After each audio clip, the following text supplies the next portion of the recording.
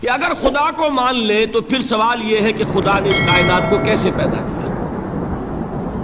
یہ ایک سوال آتا ہے ذہن میں، جس کے نہیں آتا وہ کہے گا پاگل پن ہے، خامخواہ اس پر کیوں سوچتے ہیں، لیکن جس کے ذہن میں سوال آ گیا اس کے لیے بڑی مصیبت ہو جاتی ہے۔ وہ تو سوچتا ہے، انسان کا اختیار نہیں ہوتا اپنے ذہن پر، وہ لاکھ روکے اسے مت سوچو، وہ اور سوچے گا۔ یہ مصیبت ہے فلسفیوں کی، کیسے پیدا کی؟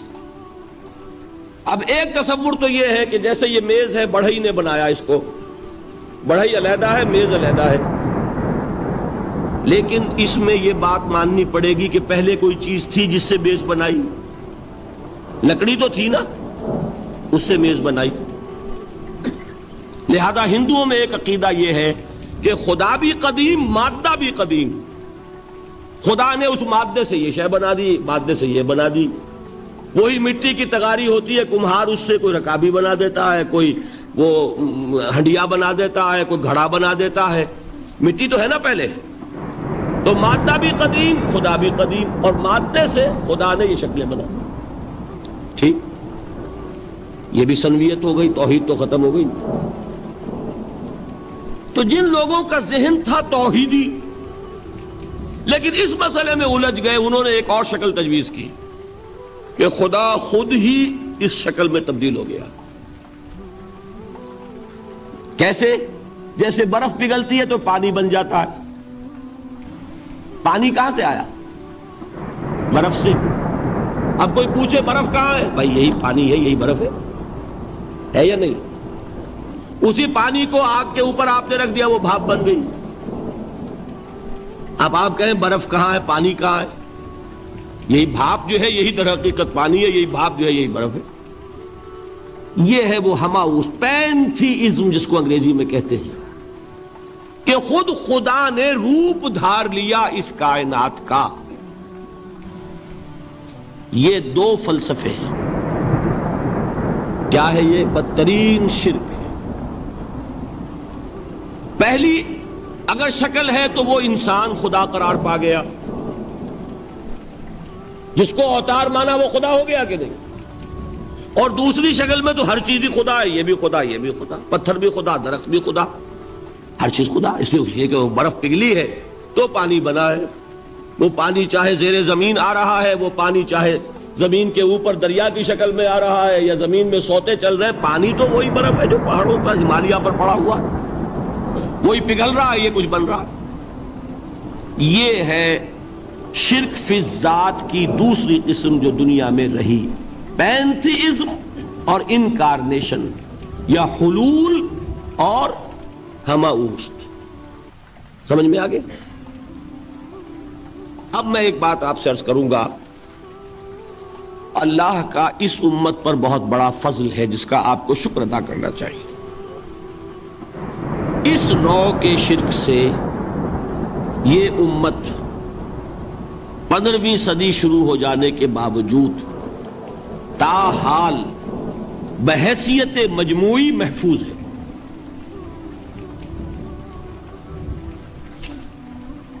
میں نے بحیثیت مجموعی کہا ہے، کوئی افراد یا عوام الناس یا جوہلا یا شعراء یا نعت گو وہ مبالغہ آرائی میں کوئی بات کہہ دیتے ہو تو وہ علیحدہ بات ہے، لیکن مسلمانوں میں کوئی مستند فرقہ اور اس کے جو مستند عقائد ہیں ان میں الحمدللہ آج تک ایسی کوئی چیز شامل نہیں۔ اس کا جب آپ تقابل کریں گے نا، آپ کا کیا خیال ہے عیسائیوں کو حضرت مسیح سے کتنی محبت تھی؟ اس کا تقابل کیجئے جو محبت مسلمانوں کو رہی حضور کے ساتھ۔ عیسائیوں کی محبت عشر عشیر نہیں بنے گی، اس محبت کے باوجود کہ ہمیں 10 گنا 100 گنا 1000 گنا زیادہ محبت ہے حضور کے ساتھ، لیکن دیکھیے کہ انہوں نے خدا کا بیٹا بنا دیا۔ یہاں کسی نے حضور کے بارے میں یہ بات آج تک کہی؟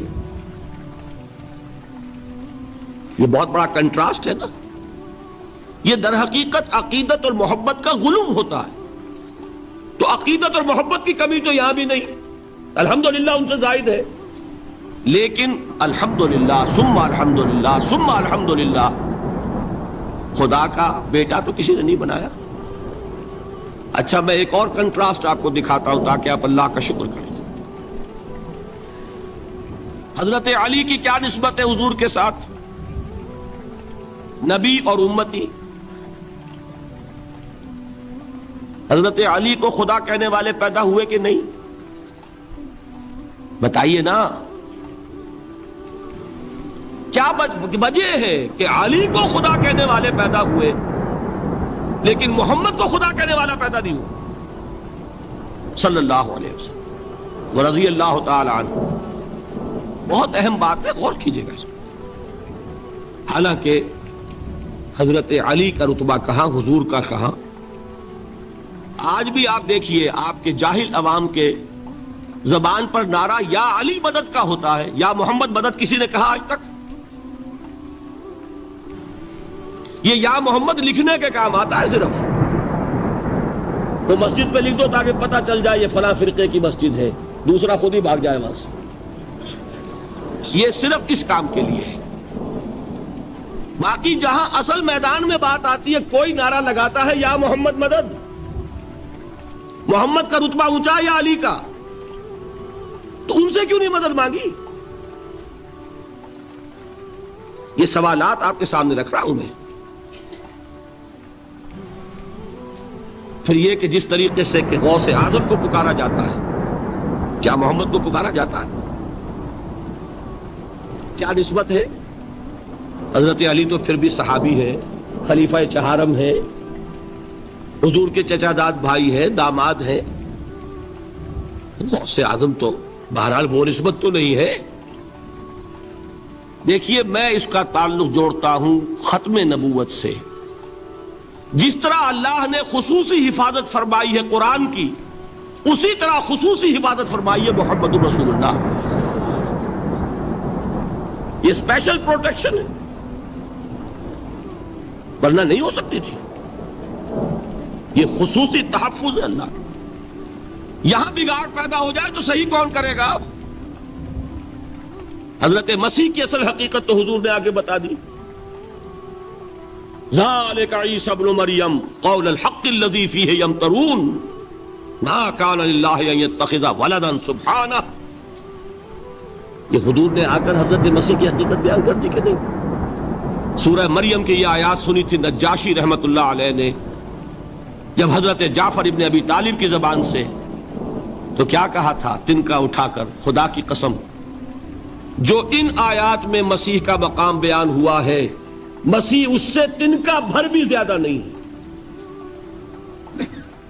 لیکن اگر محمد الرسول اللہ کو خدا کا بیٹا بنا دیا گیا ہوتا یا خدا بنا دیا گیا ہوتا تو کون آتا اس کی اصلاح کے؟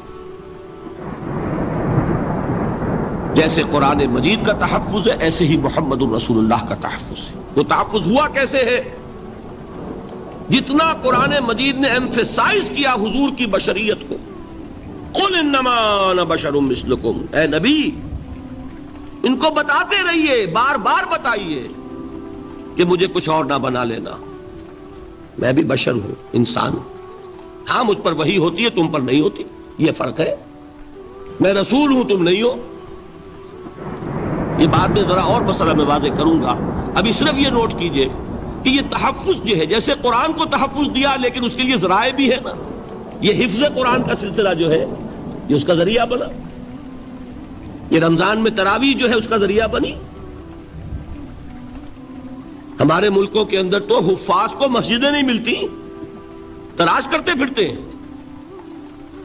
اور ایک جیسا کہ اینول جشن ہوتا ہے قرآن مجید کا، ہر حافظ اپنا حفظ تازہ کر رہا ہے، حفاظ لگے ہوئے ایک دوسرے کے ساتھ تازہ کرنے میں. یہ ذریعہ ہے اللہ تعالیٰ نے کہ جس کے ذریعے سے قرآن کو محفوظ کیا. تو حضور کو جو حفاظت دی اس کا ایک طریقہ کیا ہوا؟ قرآن مجید میں حضور کی بشریت کا نمایاں کرنا، اور دوسرا یہ کہ خود حضور نے ایسی باریک بینی سے روکا. یہ بھی آپ کو پسند نہیں تھا کہ میں آؤں تو تم کھڑے ہو جاؤ. سنا کہ نہیں سنا آپ نے؟ صحابہ کو آپ روکتے تھے.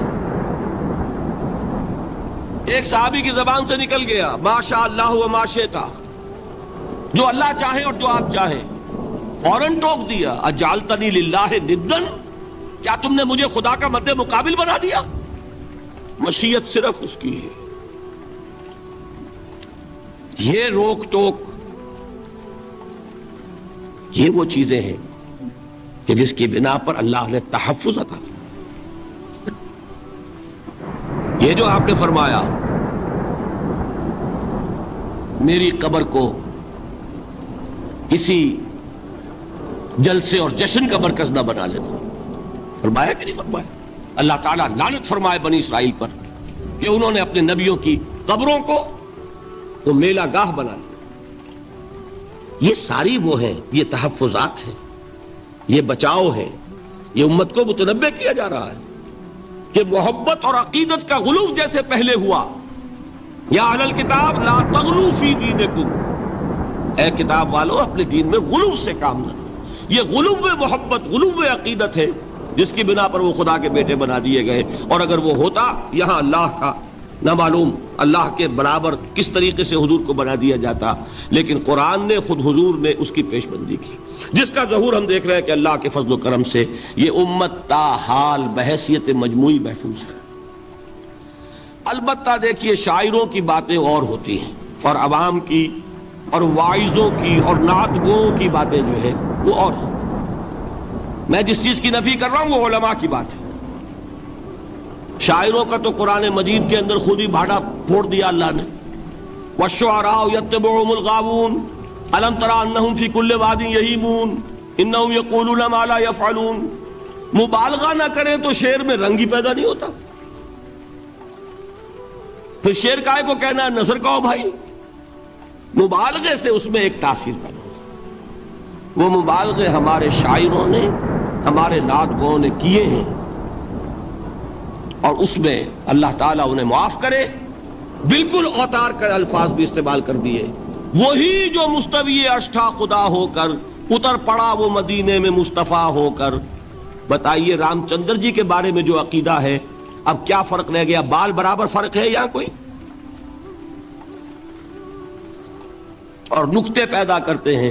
مدینے کی مسجد میں منبر کے اوپر بغیر عین کا ایک عرب ہم نے دیکھا، کیا سمجھ میں آیا؟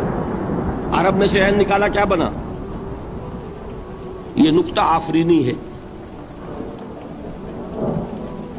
اسی طریقے سے ہماری شاعری میں کچھ ہماؤست کا رنگ بھی پیدا ہو گیا۔ خود کوزاؤ، خود کوزا کرو، خود گلے کوزا، خود رند صبو کش، خود برسر آکوزا، خریدار بے آمد بشکست و رواں شد۔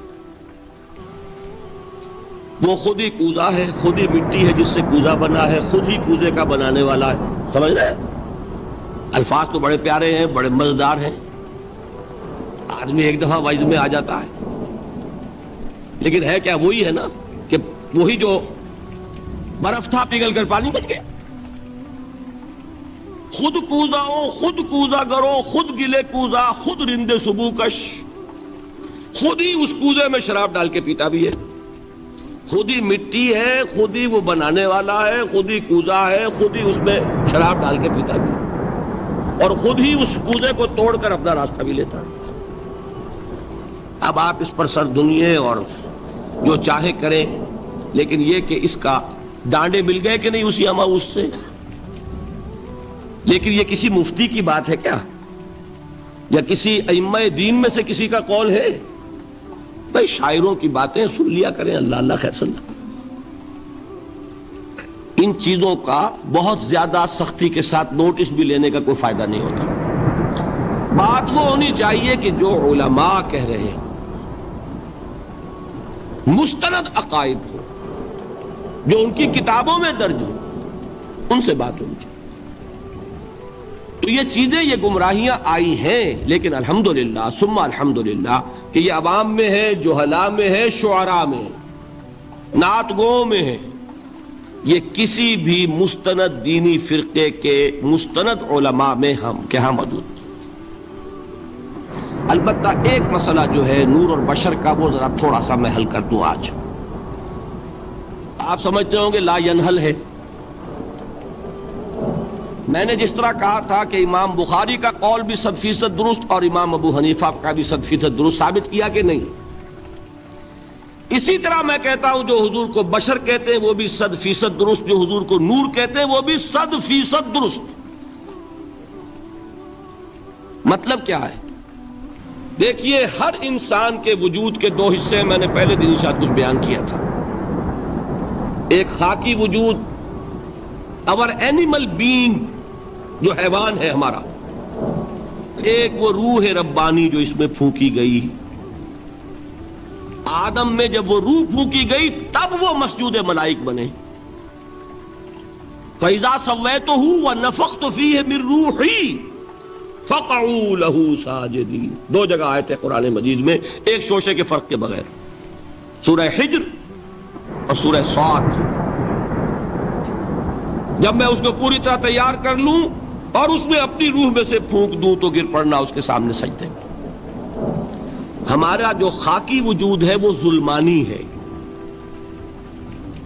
اور جو ہمارا روحانی وجود ہے وہ نورانی ہے۔ اس کی نسبت کس سے ہے؟ اللہ سے۔ بات سمجھ میں آئی؟ لیکن ہم نے اپنے اس نورانی وجود کو اپنے خاکی ظلمانی وجود میں دفن کیا ہوا ہے، اور محمد الرسول اللہ صلی اللہ علیہ وسلم کا وہ نورانی وجود آپ کے اس خاکی وجود پر اس درجے غالب تھا کہ وہ خاکی وجود معدوم کے درجے میں ہے، لیکن وہ حضور صلی اللہ علیہ وسلم پر اثر انداز نہیں ہو سکتا۔ وہی خاکی وجود ہے جسے ہم نفس کہتے ہیں۔ نفس غلبہ کر سکتا ہے محمد پر صلی اللہ علیہ وسلم؟ حضور کی شخصیت کی نورانیت نے آپ کی شخصیت کے خاکی وجود کا احاطہ کیا ہوا، ہماری شخصیت کی ظلمانیت نے ہماری اس نورانیت کو گل کیا ہوا، دفن کیا ہوا، چھپایا ہوا ہے۔ بس یہ فرق ہے۔ انہیں آپ کہہ لیں نور، صحیح ہے، ان کی نورانیت غالب۔ یہی بات ہے جو حضور نے اس طرح سمجھائی۔ دیکھو، ہر انسان کے ساتھ ایک شیطان ہوتا ہے۔ اب کسی صحابی نے بڑی جرت سے کام لیا، پوچھ لیا حضور کہ آپ کے ساتھ بھی ہے؟ ہر انسان کے ساتھ جو کہا نا، تو انسان تو ہے آپ بھی، جو کہ آپ کے ساتھ بھی ہے۔ آپ نے فرمایا ہے، لیکن میں نے اسے مسلمان کر رکھا۔ بات ختم ہو گئی۔ نفی نہیں ہے، وہ میرے تابع ہے، میرا مطیع ہے، مجھے غضب نہیں پہنچا سکتا۔ ہے تو صحیح، لیکن نہ ہونے کے درجے میں آ گیا کہ نہیں؟ یہ ہے فرق سارا۔ اور میں یہاں پہ کوٹ کرنا چاہتا ہوں ایک بہت بڑے بریلوی مکتب فکر کے عالم دین، صاحبزادہ، نام میرے ذہن سے ایک دم اتر گیا، فیض الحسن، اللہ تعالیٰ ان کی خطاؤں سے درگزر فرمائے، ان کی مغفرت فرمائے۔ آپ نے سنا ہوگا نا نام۔ انہوں نے ایک روز تقریر کی جو میں نے سنی، اور تقریر کہاں کی؟ ساہیوال میں۔ وہاں کا ایک بہت مشہور چوک ہے، مہاجرین، مسجد مہاجرین کہلاتی ہے، وہاں تقریر تھی ان کی، میں نے سنی۔ ان کے الفاظ یہ تھے کہ کیا آپ لوگ ہمیں جاہل سمجھتے ہیں؟ کیا ہمیں عربی نہیں آتی؟ کیا ہم نے قرآن نہیں پڑھا جس میں بار بار یہ لکھا ہوا ہے کہ حضور بشر ہیں؟ حضور بشر ہیں، لیکن اصل میں ہم حضور کی بشریت کو نمایاں کرنے کو سوء ادب سمجھتے ہیں۔ بات سمجھیے آپ نے، کس قدر پیاری بات ہے۔ انہوں نے کہا کہ آپ کے باپ کا نام کیا ہے؟ عبد الرحمن۔ آپ عبد الرحمن کہہ کے پکارتے ہیں انہیں؟ ابا جان۔ ابھی آپ نے وہ آیات سنی، حضرت ابراہیم نے اپنے مشرک باپ کو یا ابت ہے، یا ابت ہے، بڑا پیارا ترجمہ کیا، ابا جان، ابا جان۔ کیا نام لیں گے؟ آپ کے باپ کا نام ہے، نام نہیں لیتے آپ، کیوں؟ ادب کی وجہ سے۔ اسی وجہ سے ہم در حقیقت حضور کی بشریت کو نمایاں کرنے کو سوء ادب سمجھتے ہیں، ورنہ کوئی ہم جاہل ہیں، ہمیں عربی نہیں آتی، ہم نے قرآن نہیں پڑھا، جانتے ہیں کہ وہ بشر۔ بات سمجھ میں آئی؟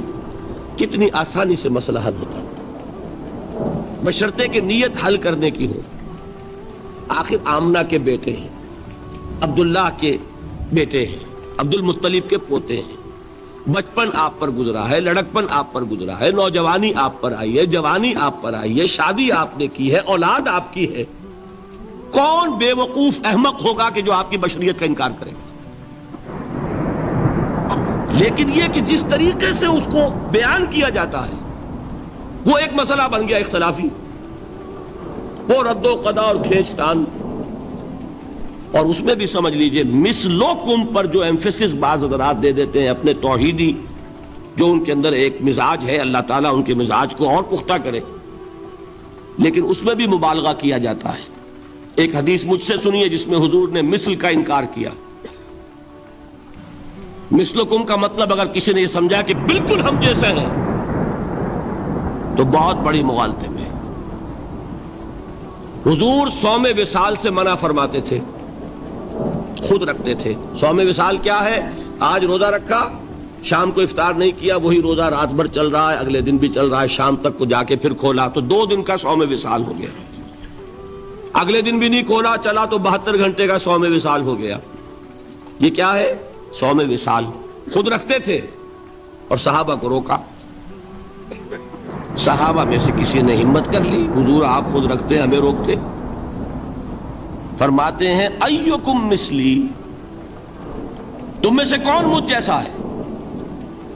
ابھی تو عند ربی، میں تو اپنے رب کے پاس رات گزارتا ہوں. ہوا یطعمنی ویسقین، وہ مجھے کھلاتا ہے پلاتا ہے. بتائیے کون ہے جو اس کا دعویٰ کرے گا؟ حضور کے خصائص ہیں. حضور خود فرماتے ہیں تم صرف سامنے سے دیکھتے ہو، میں پیچھے سے بھی دیکھتا ہوں. کہاں ہوا وہ مثلیت؟ اگر آپ نے بالکل اپنے جیسا سمجھ لیا تو بڑے مغالطے میں ہیں. نبی کا مقام ہے، نبی کا رتبہ ہے، نبی کے خصائص ہیں. آپ سو گئے تو آپ کی نیند، آپ کی وضو ٹوٹ گئی اور نبی سو گیا تو کہاں گئی مثلیت؟ پھر مثل اس معنی میں کہ بشر ہیں، نسل آدم سے ہیں، اس میں کوئی شک نہیں. اس معنی میں مثل ٹھیک ہے، قل انما انا بشر مثلکم. لیکن ہر اعتبار سے تو نہیں. سب سے بڑا فرق یہی ہے کہ وہی آ رہی ہے، معراج پہ تشریف لے گئے ہیں، اس دنیا میں بیٹھے ہوئے بھی جنت کا مشاہدہ فرما لیتے ہیں، کرا دیا جاتا ہے. دوزخ کا مشاہدہ کرایا جاتا ہے، فرشتے کو دیکھ رہے ہیں. یہ چیزیں ہیں. اور پھر خصائص جیسا کہ میں نے عرض کیا کہ آپ پیچھے سے بھی دیکھتے ہیں. آپ کا معاملہ یہ ہے کہ آپ اگر سو جائیں تو آپ کا وضو نہیں ختم ہوگا. یہ ساری چیزیں جو ہیں ان سب کو بیلنس کیجئے تو معلوم ہوگا کہ آپ بشر بھی ہیں 100% درست. لیکن آپ کی وہ نورانیت، آپ سراج منیر، ہدایت کا روشن چراغ، آپ کی جو روح انور ہے وہ آپ کے اس جسدی وجود پر اس طریقے سے حاوی ہے کہ گویا کہ اس نے اس کی ظلمانیت کو ختم کر کے رکھ دیا. اس معنی میں کوئی کہے نور مجسم تو مجھے کوئی اعتراض نہیں. یہ ہے ان چیزوں کو جمع کرنے کی شکل، خام خواہ کی کھینچ تان کے سوا کچھ نہیں. بہرحال یہ پہلا حصہ ختم ہوا، شرک فی الذات. اب آئیے شرک فی الصفات. میں نے عرض کیا تھا کہ یہ ایک بڑا علمی مسئلہ ہے اور اس میں ٹھوکر لگ جاتی ہے. وجہ کیا ہے اس کو سمجھ لیں. بنیادی بات، ہماری زبان جو ہے وہ بہت محدود ہے. ہماری ہی زبان ہے جسے اللہ نے ذریعہ بنایا اپنی ہدایت کا، ورنہ ہمارے پلے نہ پڑتی بات،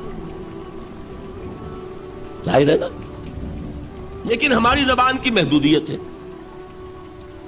اس محدودیت کا ایک مظہر یہ ہے کہ ہم جو الفاظ اللہ کے لیے بطور صفت استعمال کرتے ہیں وہی الفاظ مخلوقات کے لیے بھی کر لیتے ہیں. اللہ موجود، ہم بھی موجود. اللہ زندہ، ہم بھی زندہ. اللہ علیم، تو انسان علیم بھی علیم نہیں، علامہ بھی ہے کہ نہیں؟ یہ تو بڑا مبالغے کا لفظ ہے. انسان علامہ ہے کہ نہیں؟ اللہ دیکھتا ہے، بصیر ہے، ہم بھی بصیر ہیں۔ اللہ سنتا ہے، سمیع ہے، ہم بھی سنتے ہیں۔ اللہ کو قدرت حاصل ہے، کچھ ہمیں بھی حاصل ہے۔ ایک مکہ مارا تھا حضرت موسیٰ نے، جان نکال دی تھی کہ نہیں؟ ہے نا کچھ نہ کچھ۔ اللہ چاہتا ہے، ہم بھی چاہتے ہیں۔ اسے دیکھیے چاہت میں وہ ہو گیا تھا جس پر روک دیا حضور نے، ما شاء اللہ وما شئت اجعلتنی للہ ندا، کیا تم نے مجھے اللہ کا مد مقابل بنا دیا؟ دھوکہ ان الفاظ کے اشتراک کی وجہ سے لگ جاتا۔ بات سمجھ میں آئی؟ اب اس میں فارمولہ میں نے عرض کیا تھا کہ ایک نوٹ کر لیں تو مسئلے سارے حل ہو جائیں۔ جب ہم کوئی لفظ بطور صفت اللہ کے لیے بولتے ہیں اور اسی لفظ کو مخلوق میں سے کسی کے لیے بولتے ہیں، مخلوق میں سب آ گئے،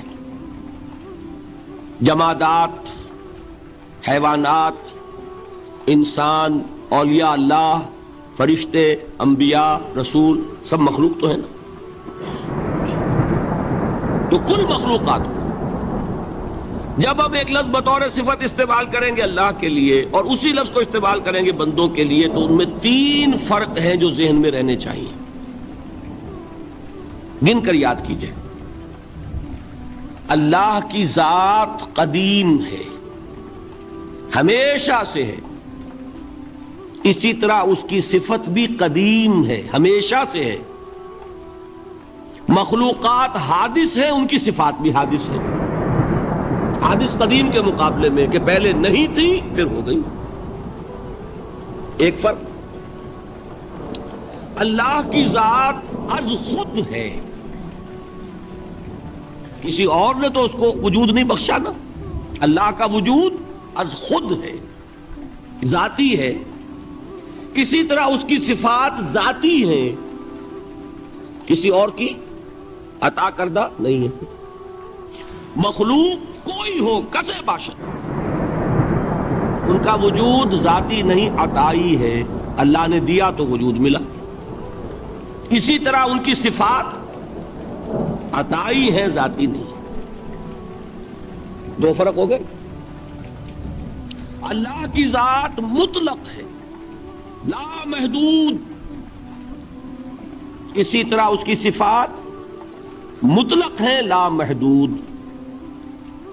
مخلوق کی ذات محدود، کسے باشد، صفت بھی محدود۔ 3 فرق ہے، ذاتی، عطائی، قدیم، حادث، لا محدود، محدود۔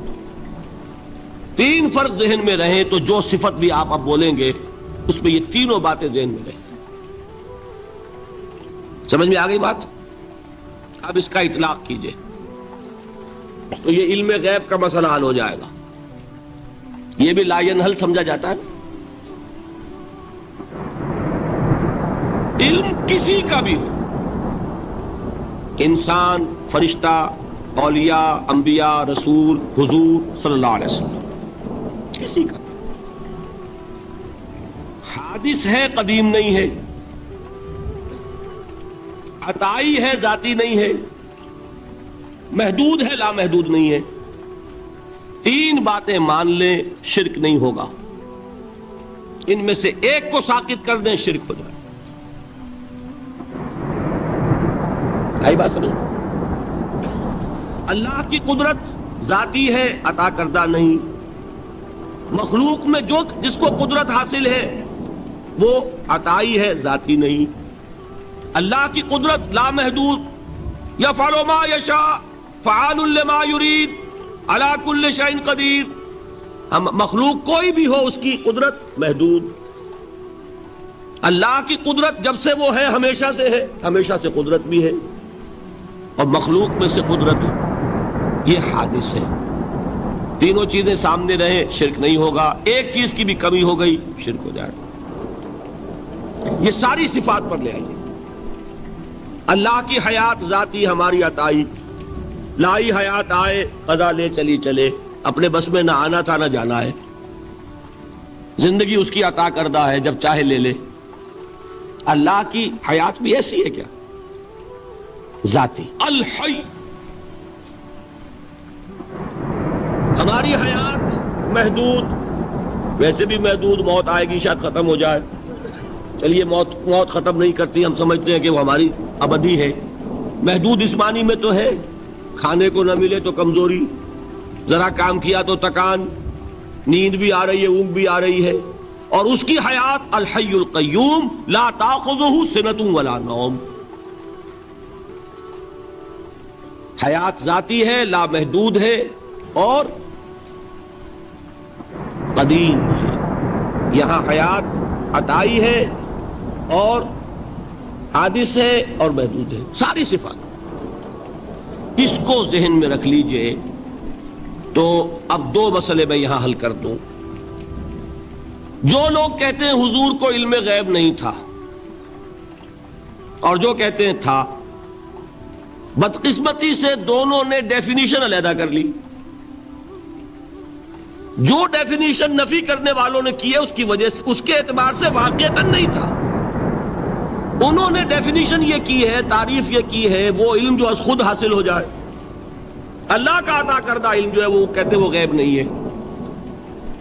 تو وہ بھی مانتے ہیں کہ ہر علم جو حضور کو حاصل ہے وہ اللہ کا عطا کردہ. میں سائی والی میں یہ سارے مرحلے میں نے طے کیے نا اپنے زمانہ طالب علمی میں. مولانا منظور احمد شاہ صاحب ہیں سائی وال میں ایک، میں ان کے پاس حاضر ہوں. میں نے کہا جی یہ مسئلہ کیا ہے علم غیب کا، مجھے ذرا سمجھائیں.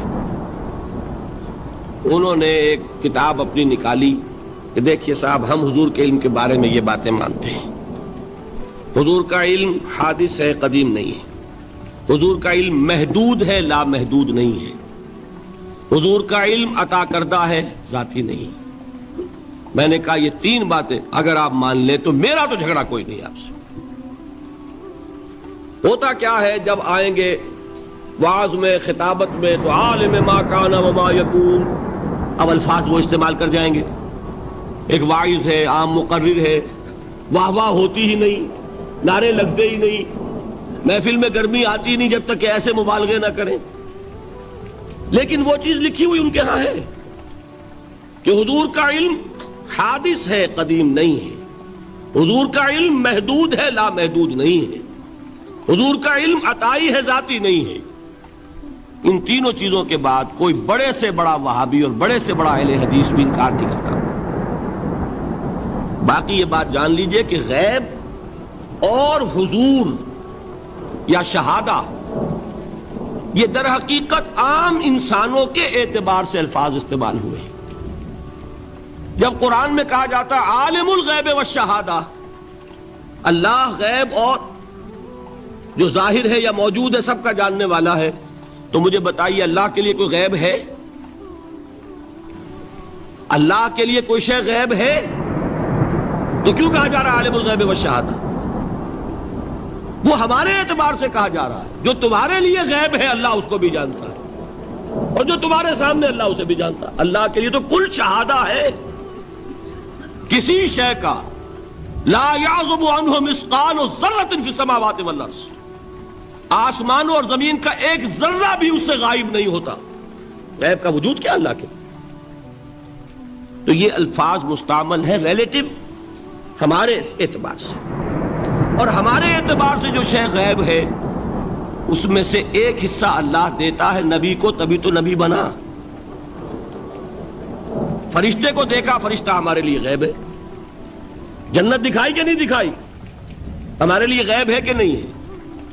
دوزخ کا مشاہدہ کرایا کہ نہیں کرایا، ہمارے لیے وہ غیب ہے کہ نہیں ہے. جو چیزیں ہمارے لیے غیب ہیں انہی کے پردے اللہ کچھ اٹھاتا ہے، کل غیب نہیں. کل غیب کا علم ہو جائے گا تو وہ شرک ہو جائے گا. کل کا لفظ جہاں آیا شرک ہوا.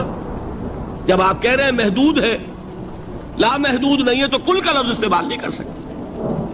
لیکن غیب میں سے کچھ علم دیا گیا تبھی تو نبی بنا، ورنہ میرے اور نبی میں فرق کیا ہوا پھر؟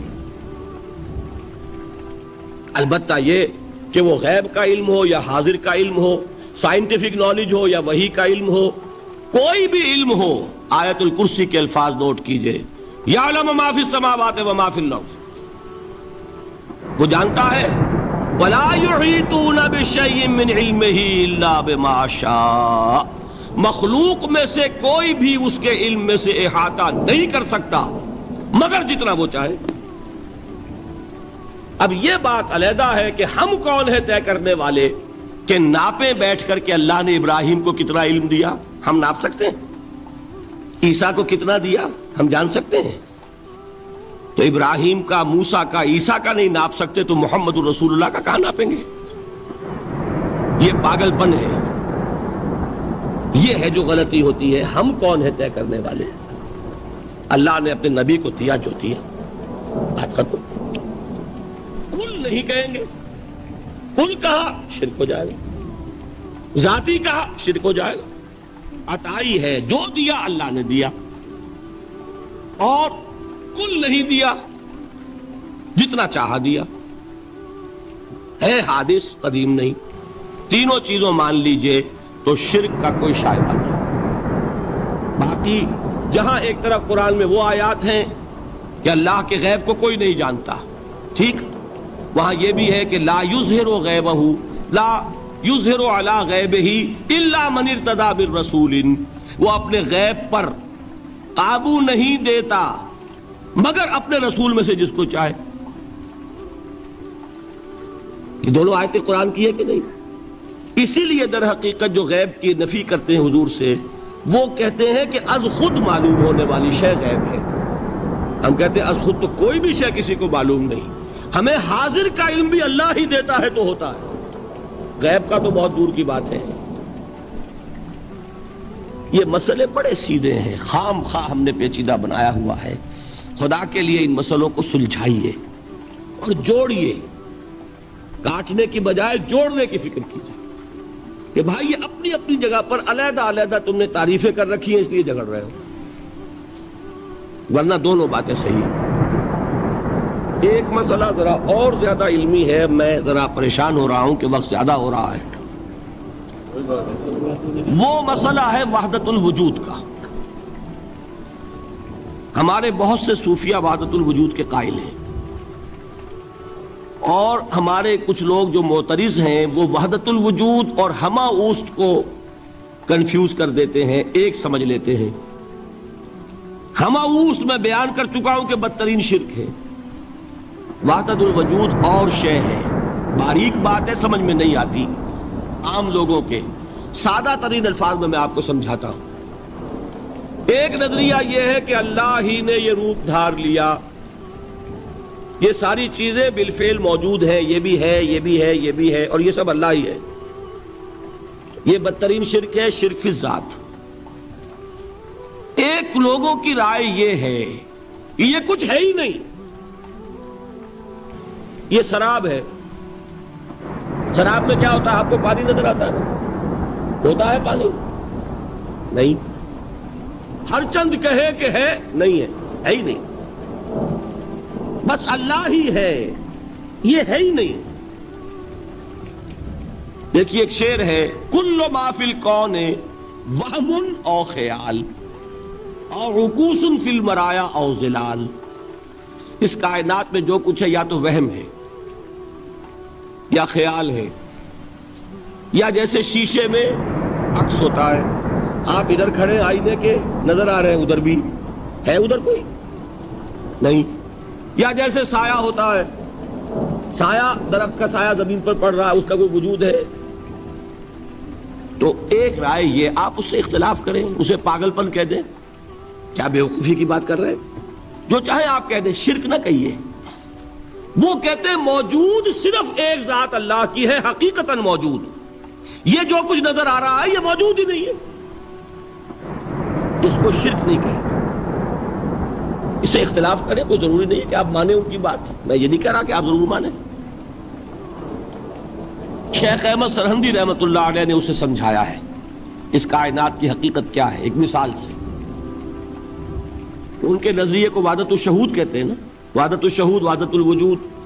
شاہ ولی اللہ دہلوی نے فیصلہ کیا ہے کہ دونوں میں باریک سا فرق ہے، کوئی فرق نہیں ہے، تعبیر کا فرق۔ وہ مثال دیتے ہیں کہ دیکھیے ایک مشعل لیجئے، مشعل کیا ہوتی ہے؟ ایک لکڑی ہے، اس کے ایک سرے کے اوپر آپ نے کپڑا وغیرہ باندھ کے تیل ڈال کے آگ لگا دی، شعلہ جوالا ہے، ایک شعلہ، ٹھیک؟ وہ فرماتے ہیں کہ اس کو تیزی کے ساتھ ایک دائرے میں حرکت دیجئے، آپ کو آگ کا دائرہ نظر آئے گا، دیکھنے والے کو نظر آئے گا کہ نہیں؟ کیا دائرہ فی الواقع موجود ہے؟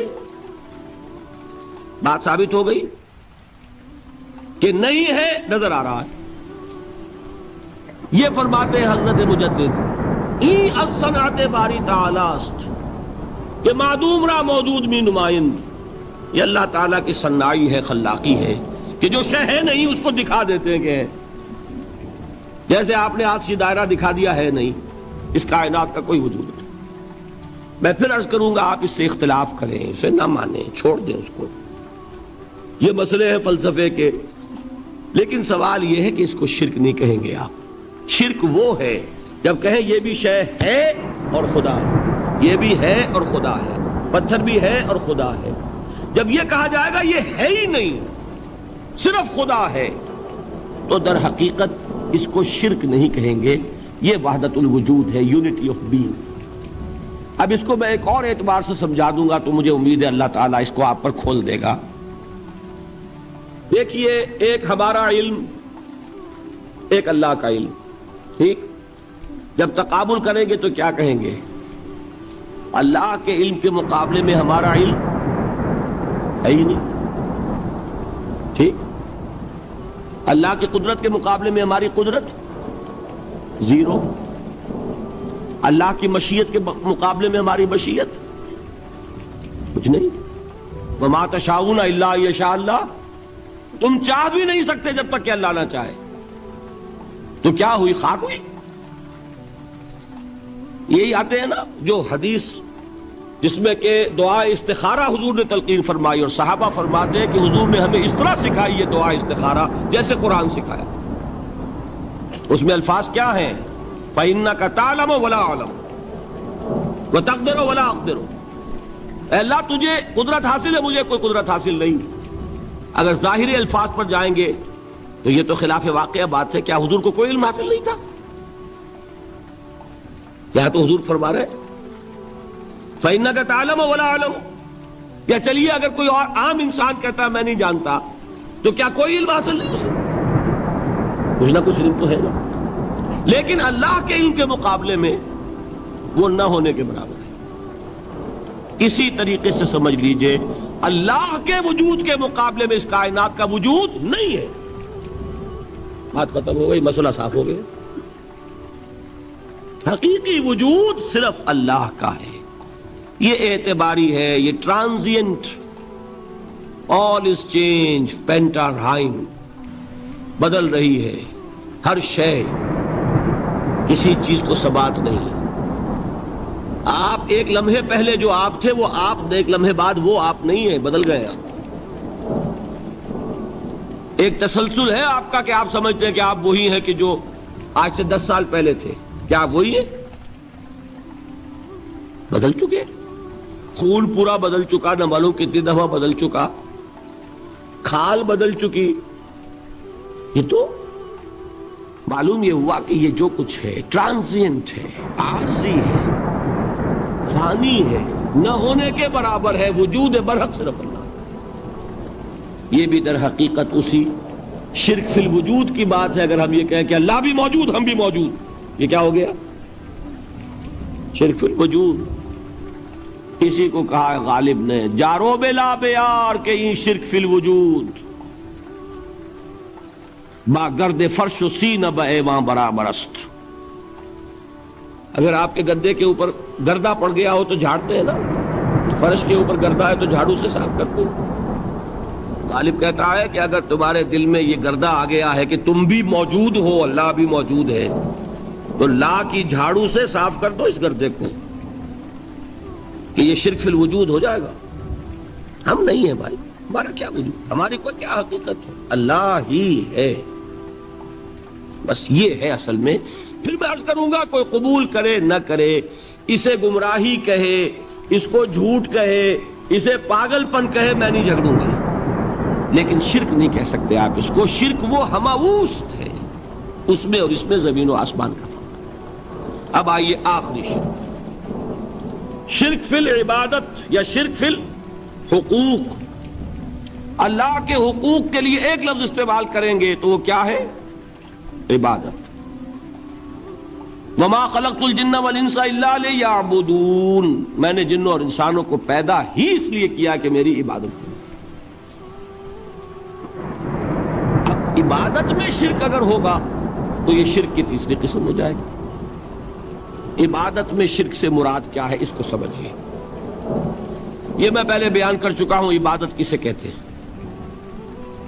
عبادت کے دو جز سمجھ لیجئے، جیسے ایک میرا یہ جسم ہے، ایک اس میں روح ہے۔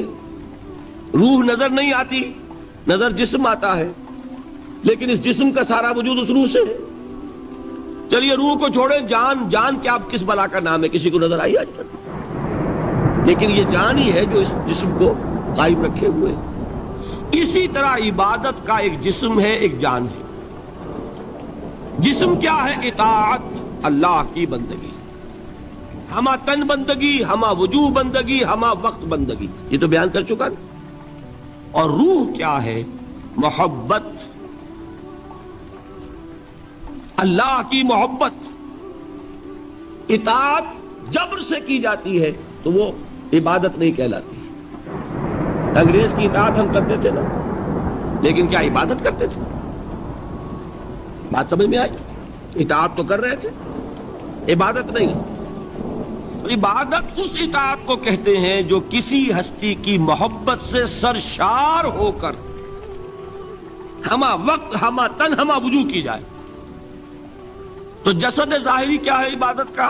اطاعت، اور روح کیا ہے؟ محبت۔ اب ان دونوں کے اعتبار سے شرک کیا ہے، توحید کیا ہے، اس کو سمجھ لیجئے۔ اور یہ ہیں وہ چیزیں جو میں نے عرض کیا تھا کہ بالکل الجبرا کے فارمولوں کی طرح کی بات ہے۔ اطاعت میں توحید کیا ہے کہ مطاع مطلق صرف اللہ، ٹھیک؟ باقی ساری اطاعتیں اللہ کی اطاعت کے تابع۔ نفی نہیں ہے، والدین کی اطاعت کرو، لیکن جہاں والدین حکم دیں اللہ کے حکم کے خلاف، بات ختم، اطاعت نہیں ہوگی۔ بیوی شوہر کی اطاعت کرے، آپ اولو الامر کی اطاعت کریں، شاگرد استاد کی اطاعت کرے، مرید پیر کی اطاعت کرے، لیکن کیا پیر کو یہ بھی حق ہے کہ اللہ کے کسی حکم کو منسوخ کر دے؟ رسول کے کسی حکم پر اپنے حکم کو بر کرے، بالا تر رکھے؟ سمجھ میں آ گیا؟ اصول کیا ہے کہ اطاعت مطلق، unconditional, unlimited obedience is due only to Allah. All the other obediences are limited by His injunctions. اس کو حضور نے کیسے بیان کیا؟ لا طاعت لمخلوق فی معصیت الخالق۔ مخلوق میں سے کسی کی اطاعت نہیں ہوگی جس میں خالق کی معصیت لازم آ رہی ہے۔ جہاں اللہ کا کوئی حکم نہیں ہے آپ میرا حکم مان لیجیے، یہ شرک نہیں ہوگا۔ جہاں اللہ کا حکم ہے اس کے خلاف میں حکم دوں اور آپ مان لیں تو یہ شرک ہو جائے۔ بات سمجھ میں آ گئی کہ نہیں؟ اب اس کو اپلائی کیجئے۔ ایپلیکیشن بالکل انڈیویجول لیول پر کیجئے۔ پہلے اللہ کا حکم کیا ہے؟ فجر کا وقت ہو گیا، نماز پڑھو۔ نفس کا حکم کیا ہے؟ سو۔ آپ نے اطاعت کی نفس کی، آپ کا مطاع کون ہوا؟ نفس۔ اور اللہ کی معصیت میں ہوا کہ اس کے حکم کے تابع ہوا، تو آپ کا نفس کیا بن گیا؟ آپ کا خدا، معبود۔ یا غلطی ہے اس میں کوئی؟ اس شرک کو پہچانیے ذرا، کون بچے گا آپ؟ بات سمجھ رہے؟ اگر تو وہ فارمولہ صحیح ہے تو پھر یہ اپلائی ہو گیا۔ اب آپ کے اندر اتنی ہمت ہونی چاہیے، یا یہ سوچئے کہ فارمولے میں غلطی ہے، یو کین ریفر بیک، آئیے دوبارہ دیکھیے فارمولہ صحیح ہے۔ لا طاعت لمخلوق، میرا نفس مخلوق ہے کہ خالق ہے؟ مخلوق۔ میں نے اپنے نفس کی اطاعت کی اپنے خالق کی معصیت میں، تو میرا مطاع کون ہوا؟ نفس۔ جو مطاع ہے وہی معبود ہے، میرا معبود کون ہوا؟ نفس۔ اس کو کہتے ہیں مولانا روم، نفس ما ہم کم ترس فرعون نیست، لیکن اورا عون ایرا عون نیست، میرا نفس بھی فرعون سے کم نہیں ہے۔ فرعون نے کیا کہا تھا کہ یہ مملکت میری ہے مصر کی، یہاں میرا قانون چلے گا، الیس لی ملک مصر، کیا مصر کی حکومت میری نہیں ہے؟ میں نہیں جانتا کون اللہ کون رسول، کیا حکم صحیح کیا غلط، میرا حکم چلے گا۔ تو میرا نفس بھی تو یہی کہتا، میں نہیں جانتا کیا اللہ کا حکم کیا رسول کا حکم، میری مرضی پوری کرنی پڑے گی، میری خواہش، میری چاہت، میری تمنا وہ پوری کرنی پڑے گی، اور ہم ہاتھ جوڑ کر اس کے آگے کھڑے ہو جائیں کہ بھائی ٹھیک ہے جو تیری مرضی، اللہ کی مرضی پیچھے تیری مرضی پہلے، تو معبود کون ہوا؟ نفس ما ہم کم ترس فرعون نیست، لیکن اورا عون ایرا عون نیست۔ ٹھیک، قرآن سے سند چاہیے۔ قرآن نے فرمایا ارائیت من اتخذ الہہ ہواہ، کیا تم نے دیکھا اس شخص کو جس نے اپنے خواہش نفس کو اپنا الہ بنا رکھا ہے؟ الہ کا لفظ وہ ہے جو آپ کے کلمہ طیبہ میں ہے، کہہ رہا ہے لا الہ الا اللہ، اور تسبیح پڑھ رہا ہے لا الہ الا اللہ، اور جب فارغ ہوتا ہے تو نفس کو فوراً معبود بنا لیتا ہے۔ ارائیت من اتخذ الہہ ہواہ، کیا تم نے دیکھا اس شخص کو جس نے بنا لیا اپنی خواہش نفس کو اپنا معبود؟ اچھا، اسی کو میں اب ٹاپ پر لے جا رہا ہوں، درمیان میں فل ان دی بلینکس آپ کر لیجئے گا۔ یہ میں نے کہا تھا انڈیویجول میں، اب آئیے کلیکٹیو لائف جو ہے، قومی زندگی، اس میں سب سے اونچی چیز کیا ہوتی ہے؟ کسی بھی ریاست کا دستور۔ دستور میں کیا بات طے ہوتی ہے؟ اولین کہ حاکمیت کس کی ہے؟ ٹھیک، اگر آپ نے کہا جمہور کی حاکمیت ہے، کسی نے کہا فلاں خاندان کی حاکمیت ہے، کیا ہوا؟ یہ ہوا کہ نہیں؟ گھبرا کیوں رہے ہیں؟ پکڑے نہیں جائیں گے۔